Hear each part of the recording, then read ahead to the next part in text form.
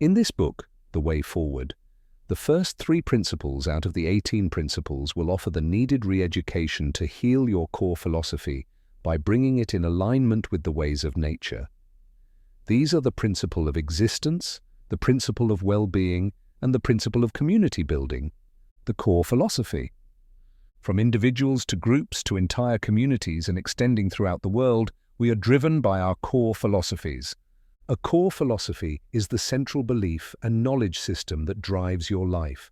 You think and act from and through the energy field of your core philosophy. It is responsible for your thoughts, emotions, and attitudes, as well as for your responses to what happens to you. It is your center and default. It is the generator of your life story. It is what runs your life. It is your identity, your persona, your sense of self, and who you are at your deepest level. It is what protects you, shapes your vision, and predetermines where and what you will be throughout your life journey. If we are to effect lasting change in our lives, it is vital that we not only understand what core philosophies are and how they shape our lives, but also how we can permanently and finally change them to suit our highest vision for our lives. This book shows the way forward to achieving this. If your core philosophy or that of the society you live in is wrong, everything you or the society you live will ultimately be wrong. Your best efforts will only give you temporary palliative comfort. Have you ever felt inspired by a motivational speaker or a great book, and yet could not achieve what it prescribed? Have you ever said to yourself, "Now I'm really going to improve my life," only to find that within a few days you're back to your old self? This is so because you will always default back into your core philosophy. It is your soul's residence. Certainly, compared to the days when we lived in the jungle with our animal cousins, we have made progress in social uprightness. We have learned some social politeness that inspires us to say, "Please, excuse me, and thank you." Most of the time, however, these are routines only. No. If we were to ask ourselves what the most important things in life are, we would find that the answer is universal. The core desire of every person is peace, happiness, and love. In an attempt to provide these, we have developed wonders of technology and science, yet the sorrows deepen and the human fears and frustrations have become epidemic. If we do not address our most fundamental nature, we are doomed to repeat our mistakes throughout eternity. Yet if we can grasp the essence of who we are and live in harmony with nature, we can finally transcend our humanness and live a life of utter joy, peace, and bliss. You might naturally ask yourself, so how do I get there? You may have already tried numerous programs, including books and self-help gurus that promise to change your life. The truth is that any meaningful program that will transform your life and society must address your core philosophies, the philosophy that drives your life. Whether you will experience heaven or hell is determined by the core philosophies you live by. If you agree with me that so far, the core philosophy humanity has lived in has not provided the needed peace and happiness desired by all, then we are ready to move forward into lasting change. This book is about changing the core philosophies of life. The tools provided are the easiest for decoding the code of your non-working core philosophies and providing you with the tools to quickly embrace philosophies that work. To be workable, every philosophy and the principles that go along with it must be in harmony with nature. Nature starts from the electron, neutrons, and protons of the atom and extends to the infinite galaxies. It is too complex to be circumscribed by your mind and human efforts. To go against nature is to pay the price for it. An easier way of living is to live by nature's sense. You must step down from technology sense into common sense, then upscale into nature sense. It is easy to do. Whether your life is meaningful, substantial, or successful depends on your core philosophy. It predetermines your interpretations and expectations, and if they are not in harmony with nature, you will hurt and injure your life. For the majority, your core philosophies are not in harmony with nature. They are passed along to you, and you have just accepted them. The human paradigm has so far not worked, and there is nothing to suggest that it will ever work because its current principles are not in harmony with nature. I invite you to read on with an open mind and integrate these principles into your daily life. My promise to you is that if you embrace these fundamental principles, your life will change for the better, and you will experience miracles in your everyday life. Enjoy your new journey. How to use this book. The principles in this book result from many decades of spiritual research on what keeps humans away from the attainment of their highest good. Each principle is capable of setting you free. Some of the principles directly address the cuds that run your life, while others address the need to reinforce and expand soul abilities. At the end of each principle, a program for release and empowerment is provided. Use the prompts and processes to release yourself from cuds or to reinforce and expand your identified soul ability. The word CUD is my construct to mean the mental and emotional picture of pain with all the sensorial perceptions, conclusions and decisions made during the pain event. Ruminants eat their food hurriedly, then they later regurgitate and chew or process their cuds. Humans do not survive just by food, but by the information of pains and pleasures that they go through during the day. We are to regurgitate and chew or process our pain and pleasures information. Unfortunately, we don't, and these file in our subconscious mind to be triggered in the future. Hence, CUD, in this context, speaks of unprocessed pain. Where a program for release is not available, use one of the 3 master programs in the appendix. These programs relate to every principle and may be used in addition to those provided. Use them to process yourself to empowerment. Principle 1. The principle of existence. Life is about pain, but pain is not about you. I call this the principle of existence. There are 2 forces for existence. They are the forces of pain and pleasure. By pain, I mean the mental, emotional, and physical obstacles and injuries such as physical diseases and accidents, emotional upsets, fears and guilt, and mental anxieties and worries. Its opposite, pleasure, is the success, joy, and happiness we feel when all is going well. The thinking system of mankind is that life is for pleasure and pain is an enemy. You are directly or indirectly taught how to resist or escape from pain. This thinking system is so strong that it created a so-called devil as the cause of your pains and hell as the home or the final residence of perpetual pain. Primarily, you are pleasure being, so you easily yielded to the proposition that pain is an enemy. When you are in pain, you feel unfortunate or guilty and believe that there is something wrong with you or somebody is out there to hurt you. Such a teaching is not in harmony with nature, and when all through life you have lived by it, your life will be devoid of the peace you crave to experience. What is natural is to see pain as an ally and a catalyst for your highest good. You and all people want to have a sense of achievement, and that requires that you be provided with pain or obstacles to embrace and break through. You are welcome to life. You have embarked upon the eternal journey of self-determination and conscious self-actualization that we call life. By whatever means you came here, you have already boarded the life ship, and there is no turning back. You better learn how it works and begin to enjoy it to the full. You were chosen to come into this world, and, in turn, you chose to come. In other words, you conspired with life to be here at this time and in the manner that you came. The fact that you were chosen means you were ripe for this life journey. Also, you must have believed in yourself to choose to come. There was no compulsion. You agreed with the process of life. If you were not to be here, where would you be, and what would that life be like? The Creator feels good about every space of his/her creation. Wherever you find yourself, you are abiding in the space he/she created. Not all souls have this opportunity to be chosen, and not all are ripe to nominate themselves. You must be special and must have believed in yourself to choose this life. Where you are and what is happening is exactly what you signed up for. If you are temporarily confused, that is okay. Your spiritual creation is like the birthing of the sun from the darkness. You may be in the dawn of your life. Others are in their mid-morning, noonday, or twilight. This world is your home. You are not just passing through.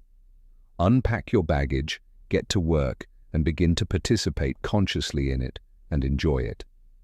Life is really a game of pain and pleasure that evokes self-definition and conscious self-actualization. To understand what I mean, let's liken the intelligent force of the universe called God to the sun and liken you to a ray of light emanating from the sun. Your being contains the spectrum of infinite colors, potentialities. It is one thing to know you have these attributes and another to be conscious of them. You want to see, feel, taste, hear, and experience each color and define through them the virtues that you are. Take a look at the infinite colors that exist within light, each representing a virtue of the soul. That is what you want to define and be conscious of, and it is an infinite task. By living, you have chosen to actualize the colors, virtues, and attributes inherent within you as you. That is what I mean by self-definition and conscious self-actualization. To fulfill this wondrous goal, you cause the waters of your personal earth to rise and form clouds. These clouds are resistances to your free expression, the necessary restrictions or pains you need. And when you pass through the clouds like a ray of light, you break into the spectrum of rainbow colors that represent your potentialities. You thus become self-defined, and your inherent virtues become actualized. So you see, you need the clouds, the resistance, and the pain to break out and reveal the spectrum of your divine potentialities or virtues. Look at life. It is a game of pain and pleasure. Those who understand this are never disturbed, anxious, or overwhelmed by either of these, and this is the foundation of true wisdom, peace, and enlightenment. Nature did not intend life to be smooth. It presents you with mountains and valley. No river goes to the ocean in a straight path. It meets with obstacles and works its way through meandering paths. The seeming obstacles become the opportunity for us to build magnificent spectacles on mountain tops and river paths. A straight road over long distances may cause drivers to sleep, and that will result in fatal accidents. So, roads must have curves. Life is about pain, but pain is not about you. Pain is about the revelation and expansion of your God magnificence. When God is likened to the sun, you as its ray are the carrier of its magnificence, and you are here to express it. When your big head passed through the narrow birth canal, it was painful to you and to your mother. It was the necessary process that gave birth to you and joy to your mother. Going to school was painful. Its result is a sense of achievement that everyone craves. Neither Jesus, the Buddha, nor Krishna escaped pain. What is natural is for your use. The force of gravity is natural. You cannot destroy it. You just have to find how to use it. It prevents you from jumping high. It virtually keeps you down. Yet without the force of gravity, you cannot walk or play games. You use the force of gravity for games like soccer and basketball, and by studying gravity, you even use it for flying. What an immense benefit the force of gravity is. Similarly, pain is the necessary resistance needed for you to play the game of life. Play on. It is silly to lament over the force of gravity, and equally silly to lament over pain. Just as no one has worried about the force of gravity, you must not worry about pain. Rather embrace it and take it in stride, claiming your life. Emotions are energies in motion. Pain generates negative emotions. Every negative emotion has a positive intention. When you find that intention, it supports your growth. Dialogue with your negative emotions until they reveal their positive intentions. It is not necessary to make a litany of your pains. Everyone by age 18 has suffered shame, guilt, regret, fear, anger, and boastful pride, has been ill, has lost something precious, been abused, betrayed, rejected, or denied what is his/her right. The list is endless, and so what? Anyone who laments about any of these pains is just repeating his or her litany of woes. In spite of them, many have made it to greatness, while others have sunk into oblivion. Which of these two courses was chosen is simply the result of a decision that was made. The key word here is decision. Those who are living a life of power are those who decided to use all their pain as tools and catalysts for growth. Such people faced their pain, captured the learning from pain, and moved on to growth. Many others decided to nurse their pain. They found something to blame and hung on to it. They decided to use their pain to solicit existing and non-existing sympathies. Some may sympathize for a little while. However, they have their own survival needs to attend to and are busy attending to them rather than sympathizing with another. In any case, even if the whole world sympathizes with you, it is you who suffers and may continue to suffer. Those sufferers are always finding or creating excuses for remaining small and for falling into other series of pain. By the laws of life, you attract what you are, and when your psyche is filled with pain, you attract more of it. This means that those who think, feel, or believe that life is difficult will continue to experience difficulties. For them, therefore, life is cruel. When that is your belief, you attract more of the same. What happens to you in life is not important. It is what you make out of life, learning opportunities, that matters. Success stories are tales of triumphs over trials, victories over victimization. Make it your determination to create success stories out of your trials. Pain and pleasure. If you run from pain throughout your life, that is a problem in itself. This attitude entangles you in more pain. You are always looking for whoever will promise to take you away from pain, and you rush to any such promises. The pain you run away from, you run into because your mind is focused on what you run away from and will attract more of it. The pain you embrace, you master or transform into good. You do not need to suffer pain. To suffer pain is to allow your life to be run, motivated, or dictated to by pain. When you face up to pain, you handle it, and the power of your genius is increased and made nobler to handle future pains. When you are mature enough to handle pain, you become a solution center to pain. In such a state, pain no longer visits you. The light does not admit darkness. Similarly, the solution center you become through the mastery of past pains dissolves any future pain before it surfaces. Pain has a divine duty to break out the glory of your soul. Pain came for you to identify your capabilities and celebrate your achievements. When the pain is not embraced, you are unconscious of your achievement and deny yourself the nourishment of your achievement. When you recall and celebrate your achievements, they nourish you and empower you for yet greater achievements. Celebrate your achievements and your psyche will be charged with energy that will draw the right people to you and provide you with the right ideas for greater achievements. You will not, however, be able to fully embrace your achievements until you embrace the difficulties, resistances, or pain you broke through. Pain and pleasure are inseparable twins. You cannot have just one side of the coin. Your embrace of pain makes it a supporting energy for your growth and advancement. Success is the breaking through of barriers. For example, going to school is the breaking through of a knowledge barrier. Think of the joy you feel as a result of having had a successful education. So, I say pain is the reason you are here living your life. But pain is not about you. It is about the activation and articulation of your potentialities. When you see pain as an ally instead of an enemy, pain loses its ability to hurt you. What you need is a change of attitude about pain. You must outgrow the attitude of, "It must not happen to me." Step into the attitude of, "Every condition I go through will reveal greater good in my life." Welcome pains and afflictions with the positive expectancy of the greater glory that will emanate from them. If you are willing to face pain, it cannot hurt.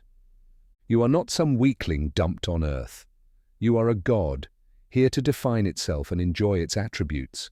You are not here to chicken out or pass through life unscathed. Pain hurts only when you never deal with it. You are here to handle life. Whatever you can face, you can handle.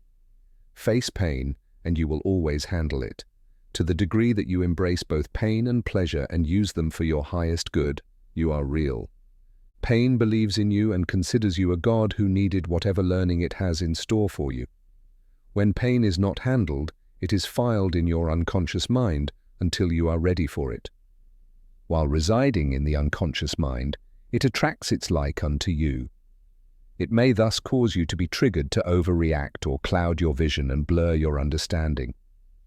Free yourself from the selfishness of why me and embrace the pain.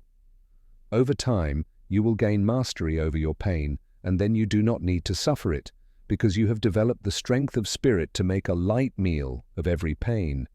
Pain is not punishment.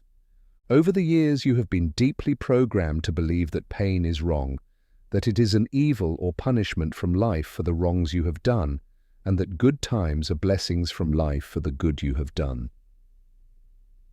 With this notion, mankind created an imaginary monster called the devil, who is responsible for the pain they experience.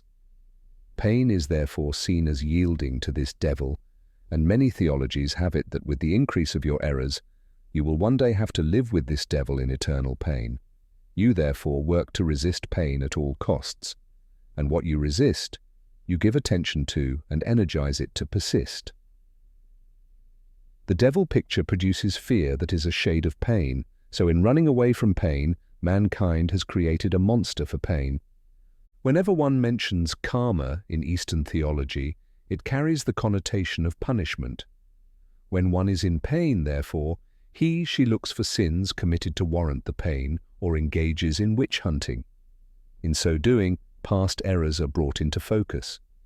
By the law of the mind, what is focused on is increased, so these people end up worsening their plight. We seem to live in a pain-trapped world. With such a teaching as the foundation of all humanity, you can understand why the peace we crave deep within is not realized.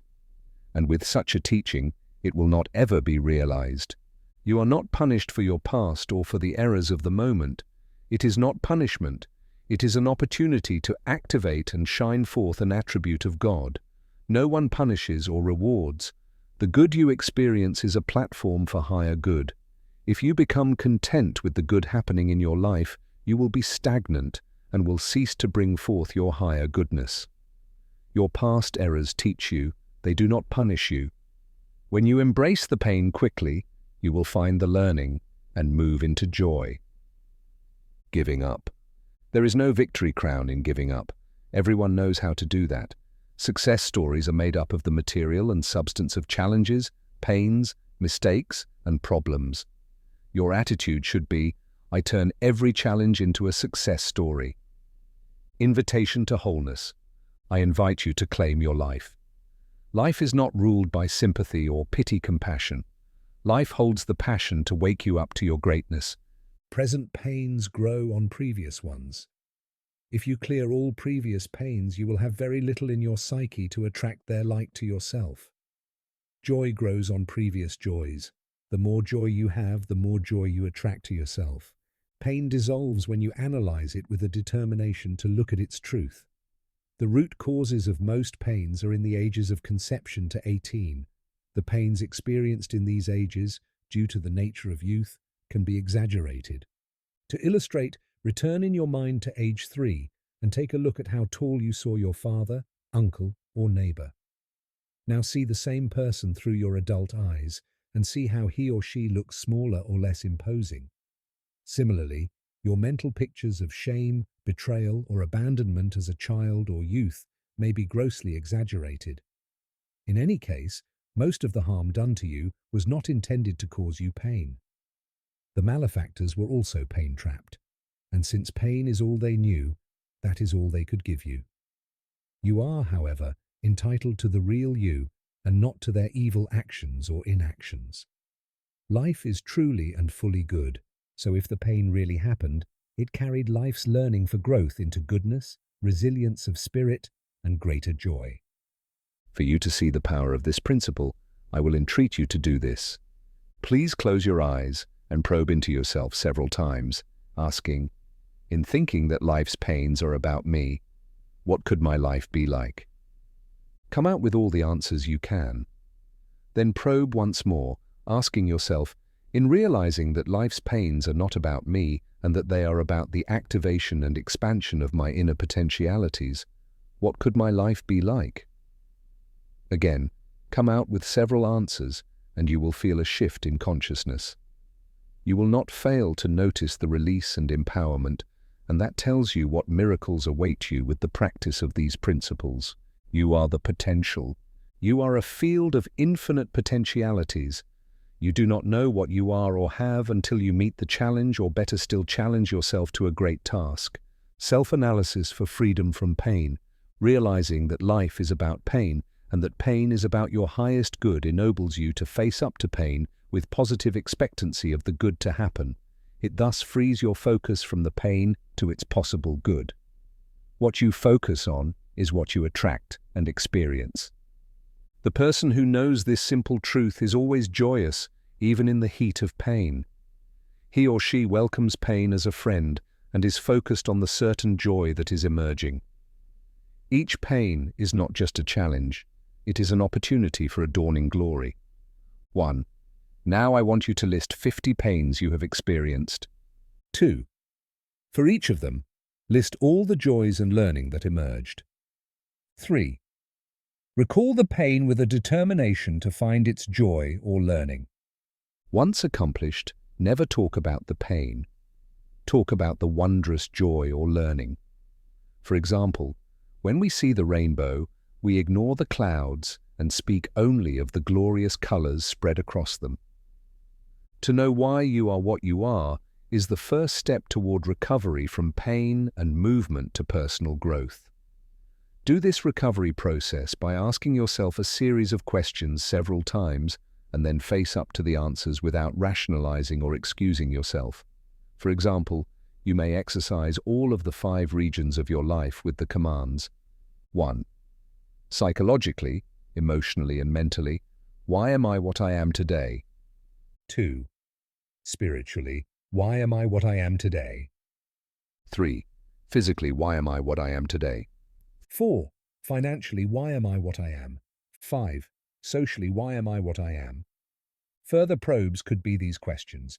Truthfully, could something I have experienced been better, or could I have done better? Write the responses as they reveal themselves. In living with the old paradigm that life's pains are about you, you live in fear. You are suspicious, angry and tired. You feel unfortunate and live in the why me syndrome. You are always looking for someone or something to blame. You feel small and insignificant. You may add others to the list, and truly this is not the world you want to live in. In stepping to the natural principle that life's pains are about the activation of your inner potentialities, you feel empowered. You are filled with passionate adventure. You are eager to know more and celebrate life. You are unafraid and able to face even death with joy. You feel omnipotent and wise. You may add more to this list, and truly that is the world you do want to live in. You can create it by practicing this principle. Lessons on the principle of pain. 1. Pain is natural, so don't make an issue out of it. 2. Present pains grow on previous ones. If you clear all previous pains, you will have very little in your psyche to attract their like to yourself. 3. The pain you run away from, you run into. The pains you confront will surrender their learning for your growth. 4.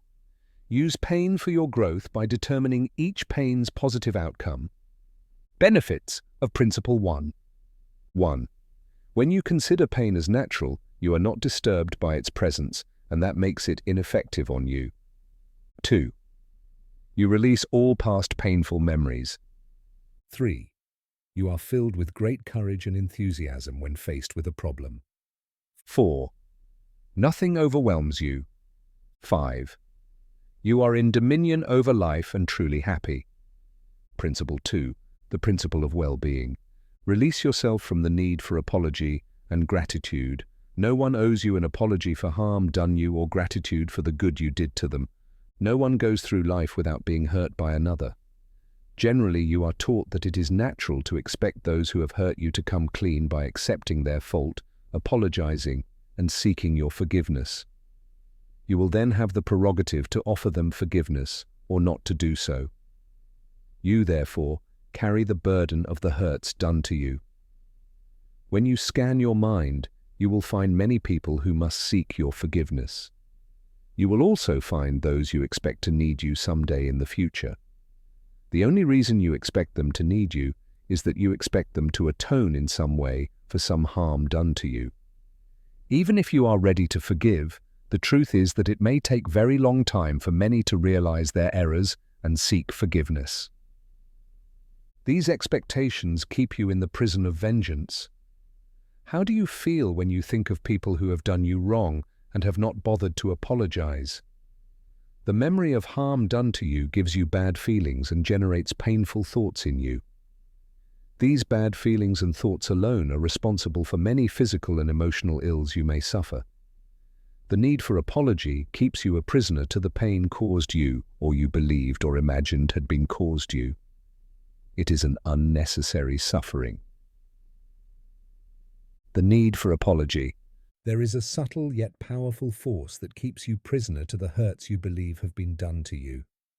It is that you are taught to expect apology as a prerequisite for forgiveness. As a child, when you did something wrong, you were routinely required to apologize to regain your parents' favor. Over time, you concluded that those who offend you must apologize to regain your favor. These unnatural conclusions make you wait for an apology that most of the time never comes or delays in coming. And while waiting, you are in the prison of pain. Unsuspecting, you and the world have yielded to this teaching or suggestion that you need an apology. This is an unnatural and unworkable principle to live by.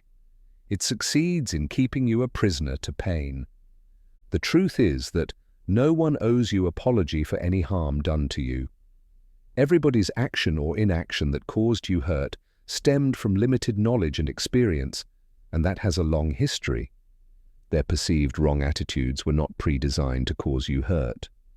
A person's action or inaction stems from who their parents are, where they were conceived, their upbringing and early environment, the schools they attended, the religious body or philosophy they grew up with, the friends they grew up with, and the list goes on. You cannot do yourself the injustice of carrying the responsibility of people's errors. People will continue to do wrong. It is you who must design strategies and attitudes for handling wrongdoings. You cannot stop people from doing painful things, but it is up to you to decide what you want to feel about what people do. Almost all of the harm done to you was unintentional. This natural realization will change your attitude toward those you consider to have hurt you. Think of the number of times you have hurt someone, even though you did not intend to.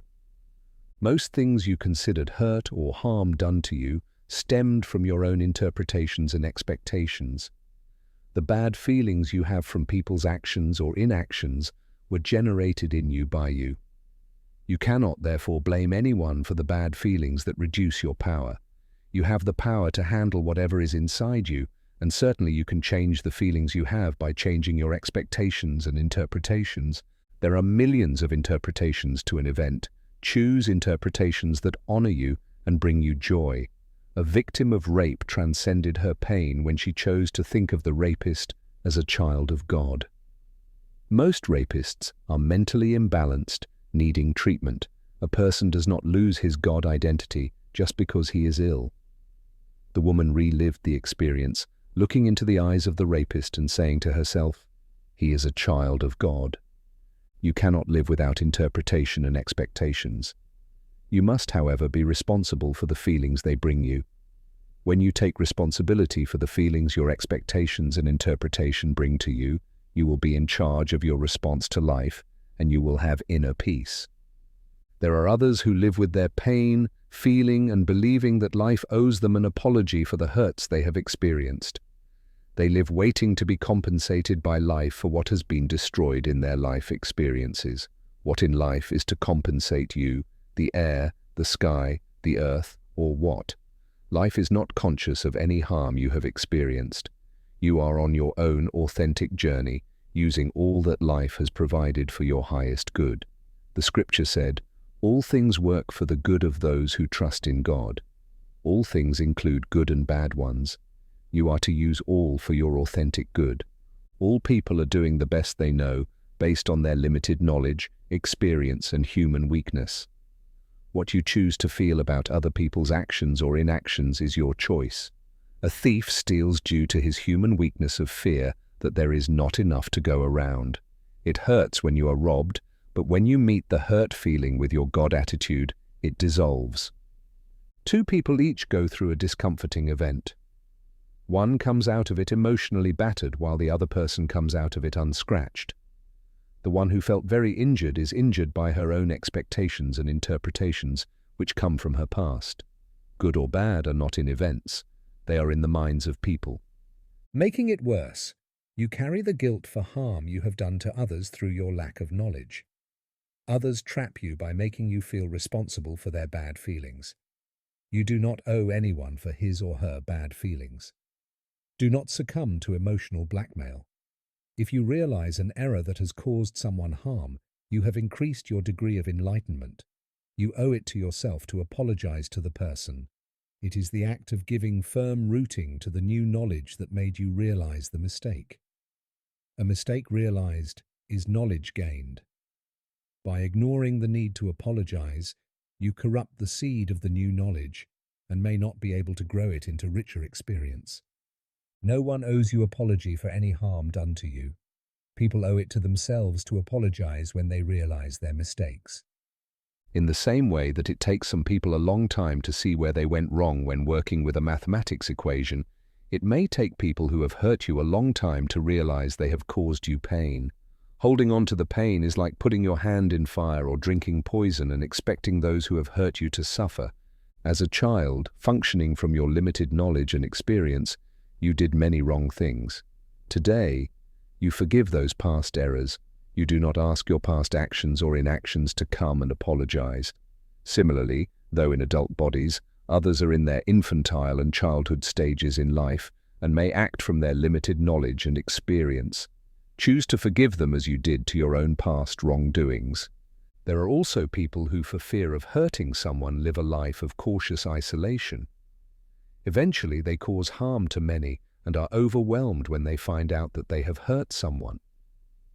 It is impossible to live a life without hurting anyone. People are entitled to their own expectations and interpretations. Your innocent, well-intentioned action or inaction may be interpreted through the eyes of these people's own pain, leading them to conclude that you have hurt them. It is normal for such to happen. Your cautious attitude of not wanting to hurt anyone will blind you to subtle details in your actions and inactions that are erroneous, and you may unconsciously cause genuine harm to many. A useful way is to live with genuine intention for the good of all, and then to lose yourself in action, trusting the best possible outcome. When you live this way, you will be in a state of mind to own up to error and to correct it immediately. This is life. Be part of its wonderful drama. Apologize graciously. The drive for heroism makes many people blind themselves to the wrongs they commit. They will go to any extent to rationalize and justify themselves, even when the facts stare them in the face. Waiting for apology from such people is a waste of time, and you remain in prison. It is noble to recognize your errors and apologize readily and graciously when you realize you are wrong. Many consider being wrong as shameful, so they resist owning up to it. To be wrong is normal and natural. When you disown the error, you disown the learning also, and that shuts your door to the fountain of knowledge and wisdom. You thus deny yourself the good of the universe. To own up to error is an admission of wrongdoing. When as a child you did something wrong, you were punished and you lost favor. You felt blacklisted and placed in the bad books of somebody. You felt the whole world was screaming at you and labeling you a wrongdoer. Who would want that to happen? Something inside you may accept that you did wrong, but rejects the label of a wrongdoer. Ever since you felt labeled in that way, you resist owning up to errors and fight to escape anything that has to do with your being a wrongdoer.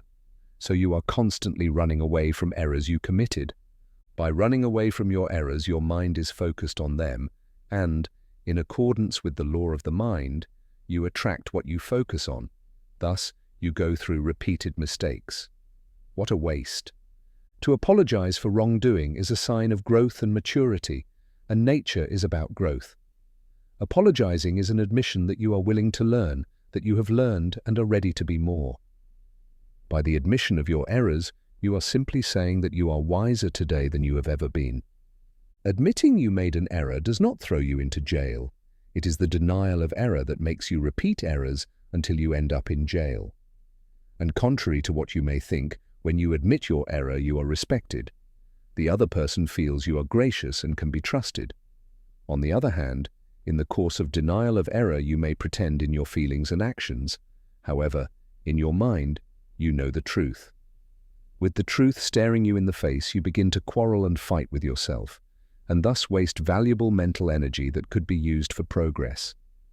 There are many who have run away from their errors for so long that these people make the lie their truth and are thus partially or completely numb to their wrongdoings. At the extreme, they become insensitive to all wrongdoing. Everything in life was once a mistake. New inventions of products are simply attempts to correct errors in the precious ones. Even software designed by the computer giants comes with lots of bugs that are constantly being fixed. Error is natural. It adds to the excitement of life. Owning up to error is the only way of lifting yourself above the error. When you refuse to own up to your errors, you remain a constant wrongdoer in your mind. Your errors do not make you less. It is noble to accept them and to use the magic statement, "I am sorry." That statement heals the wounds of the offended, lifts your vision to a wealth of greater possibilities, and wins you allies for growth. The need for gratitude. Not only do you carry the burden of harms done to you, you also carry the burden of gratitude denied to you. When people do not show the gratitude you believe they should show for the good you have done for them, how do you feel and what decisions do you make as a result? Think of the attitudes you have cultivated as a result of people's failure to express gratitude to you. Most of these attitudes do not reflect your true nature.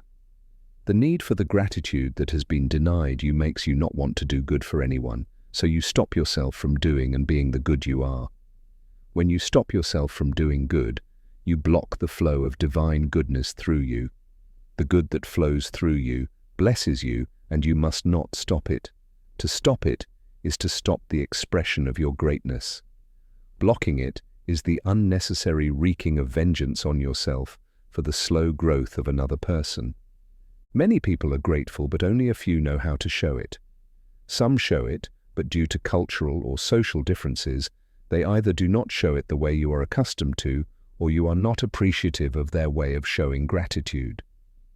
To reclaim yourself, consider that if all of the people who should have shown you gratitude had done so, what sort of person would you be? Step into that person now, for it is your true nature. In any case, when people give you the expected gratitude, you have earned your reward. When the good you did is not compensated by a show of gratitude, you are open to the universe to show you that gratitude, and that increases the magnitude of the blessing. People owe it to themselves to be grateful for the good you do for them. They will feel good, healed, and complete if they do.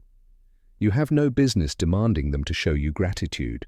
Your business is to do the good you know to do, and that's all there is to it. You owe it to yourself to be grateful and to realize where you have failed to do so, then to make amends and offer gratitude, breaking the vessel of pain. The practice of this principle alone will bring you great freedom and unleash your potentialities. At this point, allow your eyes to close and say, "No one owes me an apology for any harm done to me." Repeat this statement a few times. You can see in your mind's eye all of the people to whom this applies. You can feel the release. Through doing this practice, forgiveness is granted. No one owes you an apology for harm done you or gratitude for the good you did for them. If God were expecting your apology or gratitude for every next move, imagine the chaos that would happen. Many people are trapped in the spirit of vengeance for too long. To need apology or gratitude is a vengeance drive. The vengeance drive wants people who have hurt you to come to you feeling sorry or begging for your forgiveness. Then you will have the prerogative to give forgiveness to them or deny it to them. The vengeance drive also wants people you have helped and who have not shown gratitude to be in need someday and to come to you for help, so you will have a chance to obtain the gratitude you are waiting for. These opportunities may take a long time in coming. Meanwhile, you are in the prison of stored pain. Similarly, You do not owe anyone an apology for the harm you may have done or gratitude for the good done to you. You owe it to yourself to outgrow human weaknesses that cause confusion and harm to others. You owe it to yourself to be appreciative of the good that comes to you. The moment you recognize the harm you have done to someone and make amends is a moment of learning and growth. What you are grateful for and appreciate increases and crystallizes for you. The gratitude you show to people opens you to more goodness. Have God attitudes or philosophies for living.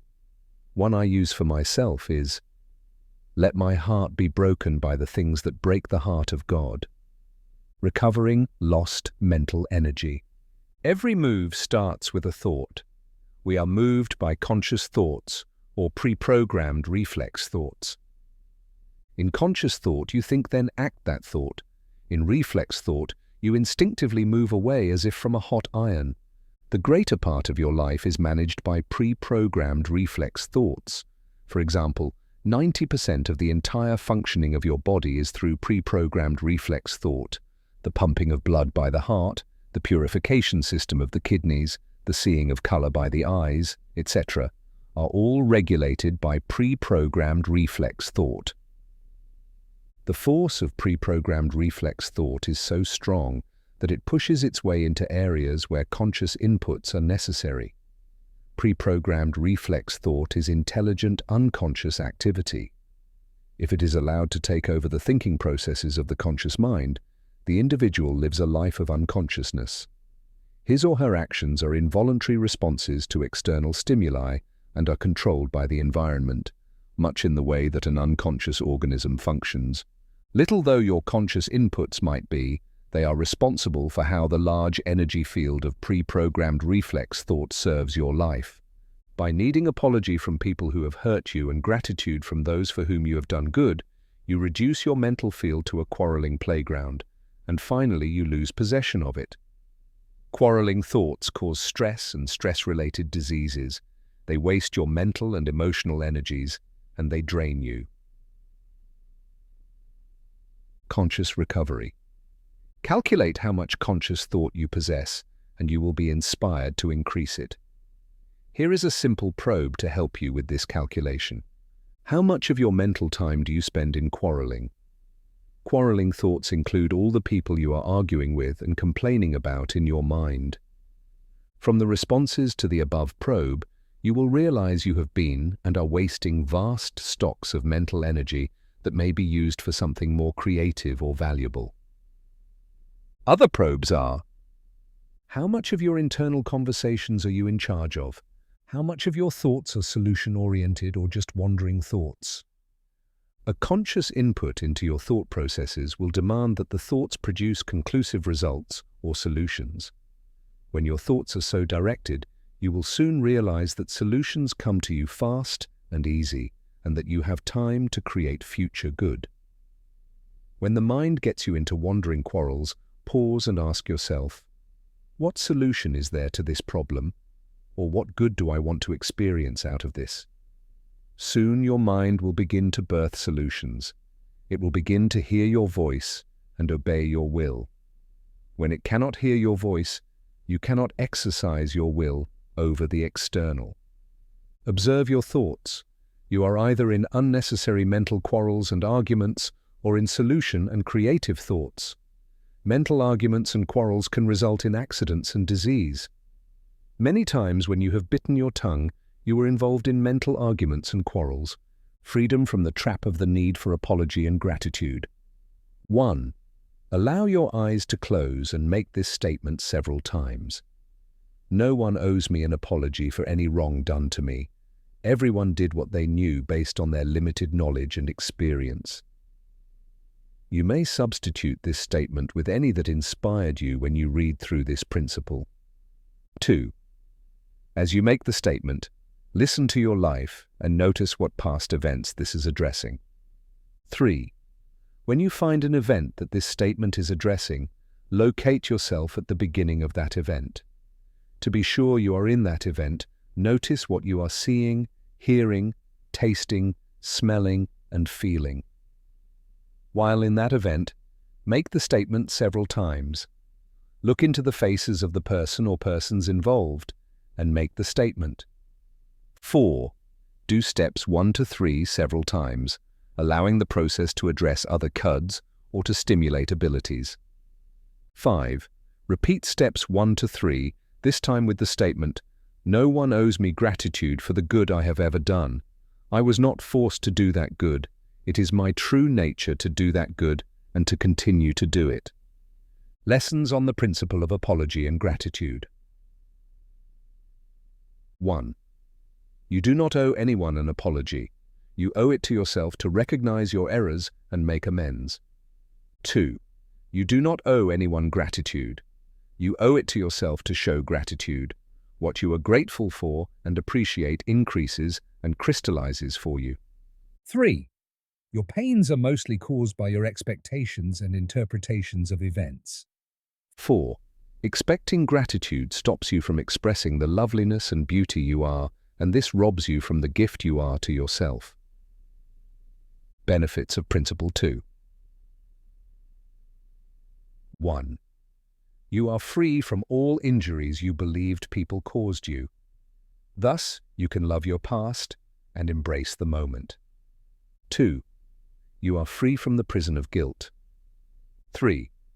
You do not see errors to forgive, so you are always clean in mind and feeling. Visit Amazon to obtain your copy of The Way Forward by Brother Ishmael Teta.